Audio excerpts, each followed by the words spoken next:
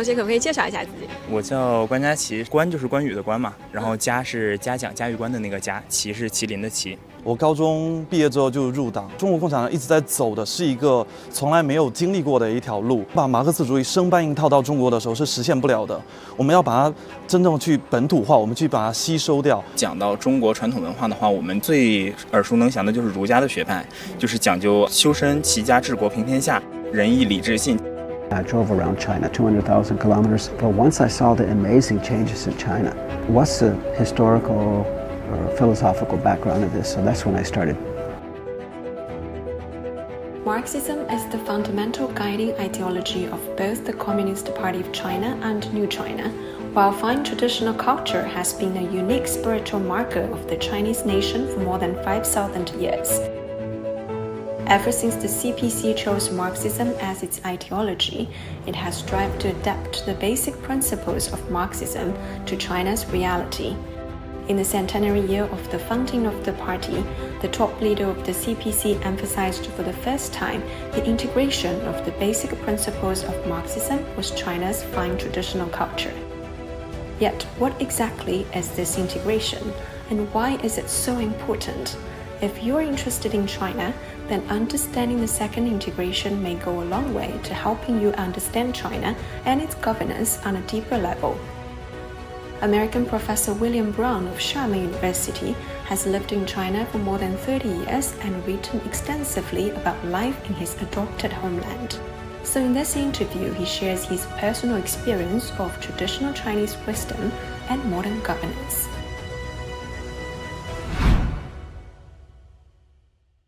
Professor Brown, when you first heard of the concept 第二个结合, which translates to the second integration, what were your initial thoughts? Well, my initial thought was, what on earth was the first integration? The first integration was adapting China to Marxism. So the second integration is recognizing that China does have a very rich culture, rich history, rich tradition in government.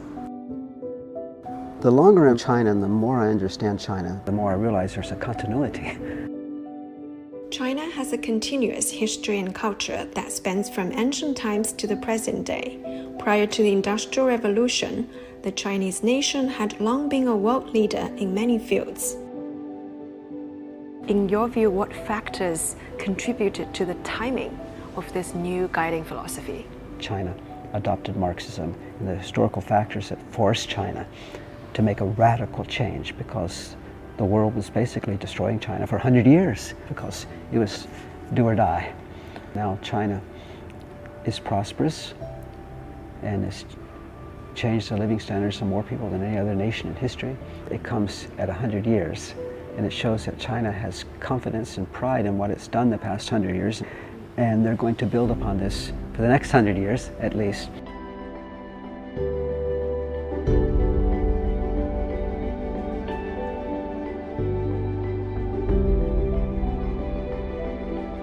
Cultural weakness can be regarded as the true source of China's backwardness in the early 20th century.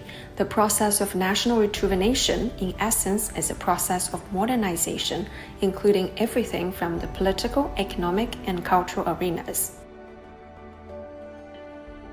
What makes it so important to China? The modern success is really rooted in the ancient China. If we don't have the second integration, if China doesn't build upon its strengths, unique strengths, I don't think it can go forward. For those who are not familiar with China's history and development, how would you explain this new theory to them? Chinese has been in spirit Marxist for 2,000 years. The whole point of the Marxism was to get rid of the terrible abuses and imbalances of poverty and social classes. Marxism is concerned about equality. Confucius emphasized a harmonious society. Confucian-based China was really pre-Marxist Marxism. China embraced Marxism so readily because China had a similar philosophy for over 2,000 years. A lot of foreigners think Confucianism is a religion. It's not. Confucius wasn't concerned about the next life. It's a philosophy, social philosophy of how people live together. At the core of Marxism is the ultimate establishment of a communist society and the realization of the free development of every human being. This begins with the approach of dialectical materialism and historical materialism and is achieved through the scientific transformation of the world. Traditional Chinese culture emphasizes ethics and morality and practicality and stability. Indeed, the concept of a people-centered society is one of the basic features of traditional Chinese culture. The Chinese government is built in Chinese culture, but Chinese culture is built on Confucian education. Just like today, the leaders today, they have to go to university, then they get in a low position and they prove themselves, and if they do well, they move up. They didn't get the position by votes, which you can buy if you have billions of dollars, buy TV ads.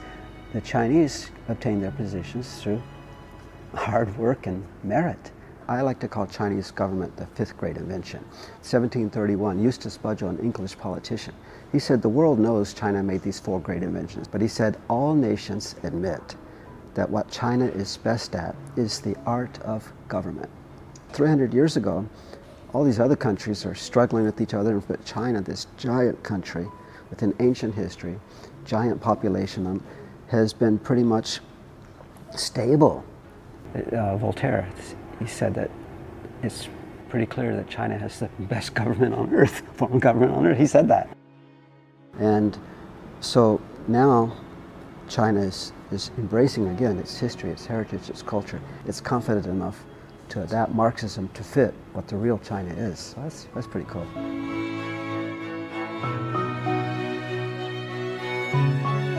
Professor Brown attributes China's fast development in just a few decades to the wisdom of its leaders, as well as the diligence and ingenuity of its people. A good example is Xi Jinping being in Liangjiahe when he's 15 years old and 7 years there. He was hungry. They're always hungry. So he saw these things personally and helped resolve these things personally. But it's not just Xi Jinping. To me, throughout Chinese history, this is how it's worked. And these people go from nothing to become a leader. They're solving basic problems, how to help people live better. They're put into positions of responsibility. If they don't use their positions to help people, they don't move up. You don't read about them. But from the Western viewpoint, they always talk about it's the communists on top, the heavy hand of the communist rulers controlling everything, and the country could have never grown like this if that was. But if you have great people and no leadership, no direction, but if China had good leaders, but the people couldn't follow through on the plans, the leaders are useless. So China has both. My hero is Huang Daopo. In Shanghai 700 years ago, she invented these machines for textiles. In Europe 300 years ago, one of the historians said that Huang Daopo's textile machines were more advanced than those of England in the Industrial Revolution. So you look at history, you see people from the bottom who are very creative. But modern China, my goodness, even better. For example, a lady I've known for 30 years. She came to Xiamen in 1981. She sold fish, she sold pork, she started a rural credit union. Today, this lady with 4 years education has 4 international schools, and she has a biotechnology company. She's also spent millions of dollars helping fight poverty around the country and helping build infrastructure. And every retired person in her hometown, she supports financially. These are the people that built China. What are the aspects of the traditional culture that are timeless? The Chinese love of family. The Chinese, through the centuries, have been very patriotic. They love their country. Everywhere I go in China, people are grateful that they live in a country that's improved, that's prospering. I've always encouraged my friends to come to China. And they come here, some of them nervous, coming to this communist country, and they said, wow, they had no idea China was like this. And people actually smile. One other thing, peace. I admire that Chinese throughout history have emphasized peace. And even Art of War is a perfect, best manual in history for fighting wars. But Sun Tzu said, the best thing is don't fight. Avoid war, if at all possible. And then Lao Tzu, and he said, the use of force is wrong. So war is absolutely the last resort for Chinese.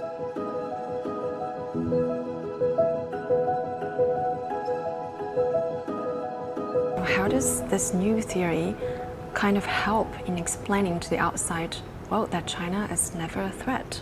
An American missionary and shaman in 1907 wrote a book, and he said, the West talks about China conquering the West. He said that will never happen. By nature and instinct and by history, Chinese are peace-loving people. They like trade and commerce. I think if foreigners understood, Chinese historically have never gone too far countries and engaged in colonialism. China has never sold narcotics like opium at gunpoint. China has never sold tens of millions of slaves. China has never done anything like that. China historically has engaged in peaceful trade with other nations, and there's no record in history of where Chinese have ever used force. The world needs to understand Chinese are not a danger to the world. But as far as the second integration, I think that what will convince people is China's continued actions. The most important message for China to the world is what it does, and it has been consistent for a long time. Ever since Western countries learned the Chinese secret of gunpowder, it's been hard power, win-lose. And we see this developing countries more and more are getting pretty disgusted with the way they've been treated with some of the richer countries, when they're slowly coming to view China differently, because they're seeing China is consistent. Traditional Chinese culture has long been a rich source of wisdom when it comes to governance. This incorporates ideas like a people-centered society, virtuous rule, clean governance, meritocratic selection, keeping pace with the times, and living together in harmony.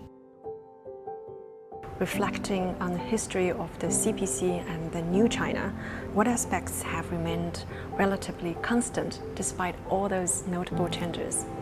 The aspect that remains pretty constant is the same aspect that remained constant for 2,000 years, and that is that the primary focus is people's livelihood.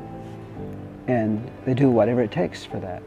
For example, in '94, when I first drove around China, I went to Ningxia, which a UNESCO official said there's no hope, it was so poor. The government was already there building roads. But when I drove around China again in 2019, the same route, I saw amazing changes in every place. The focus is raising people's living standard, helping them to have moderate prosperity, not riches. In the West, they have this feast and famine, up and down, but here's just moderate prosperity, which is more reasonable. And that's based in ancient Chinese philosophy and Taoism. Everywhere I went, Ningxia, Mongolia, Tibet, people were saying, roads first, then riches. So pragmatic, so practical. And this is the mindset of the ancient Chinese who invented everything under the sun to meet practical needs. The Belt and Road is simply exporting roads first, then riches. It's the same idea. He's built that on China's experience.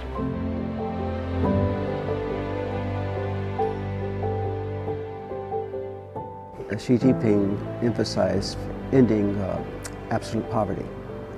And once he reached that goal, they said that's just the beginning. The next step is the rural revitalization, improving the lifestyle of people in the rural areas. This also is in keeping with ancient Chinese values.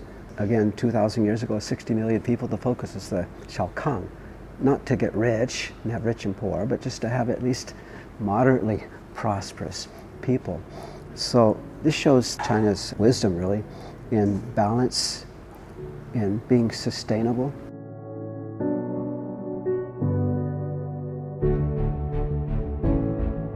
I have an interesting book from 100 years ago where agricultural experts came to China, and they said they wanted to see how Chinese farmers farmed the same pieces of land for 4,000 years. Tiny plots of land, and for 4,000 years it continued to be fertile and fruitful. So in the West, with the modern farming, get everything fast, within 3 or 4 years they destroy the land. But in China, 4,000 years, the same piece of land. Very comprehensive, very scientific. The West is very proud of the Industrial Revolution. That was possible because of the Agricultural Revolution. The Agricultural Revolution was possible because of ancient Chinese farming. The Dutch here in Fujian 500 years ago, they learned about the Chinese plow and about the seed drills 2,000 years ago. These Chinese agricultural practices and inventions 500 years ago made possible the agricultural revolution, and that freed up the population to move to the cities, which made the industrial revolution possible. Today, the government is keeping the focus on agriculture and on feeding the people. So I think this rural revitalization is just the apex. This is culminating what China's been trying to do for 2,000 years. As far as the environment is concerned, that's also been part of China's heritage. That's why China agriculture or China society has been so sustainable.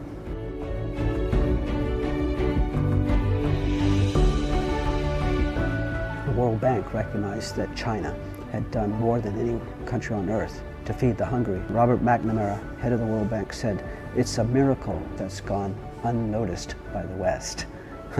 It wasn't unnoticed, it's ignored.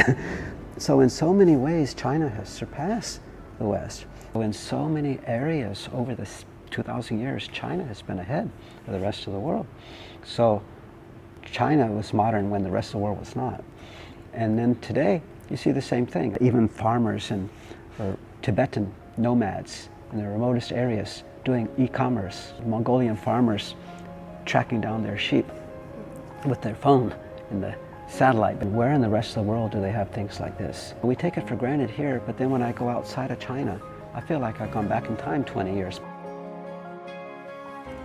Professor Brown has read almost all of President Xi's publications and observes that since his youth, Xi has placed great importance on the preservation and modernization of traditional Chinese culture. Xi Jinping, this is not new for him. When he went to Zhengding, from the very beginning, before he even went to Zhengding, he researched their history and their culture and collected materials. One of the big things that he recommended they do is write a book, Zhengding Gujin, Zhengding Old and New, because he went around and he said, we need to preserve our history and culture and build on it. And he wanted him to write this new book, he said, because if you forget your history, you don't understand today, and if you don't understand today, how can you build for the future?